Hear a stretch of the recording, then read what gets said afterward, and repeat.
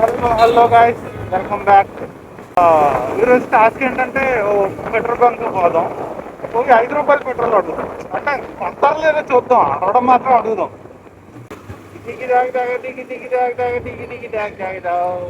నేనిన్నో చూడెత్తుంటే అడ్డు తెలియని ప్రభు కొంత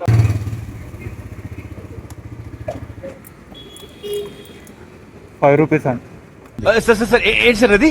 25 రూపీస్, పెట్రోల్. 5 రూపీసా? అంటే ₹5 కూడా డబ్బులే కదండి. ఇలాంటి మాటలే పట్టుకుపోతాయి. వచ్చిందండి వయ్యారి. ఇది పర్లేదా, పెట్టుకోనా వీడియో?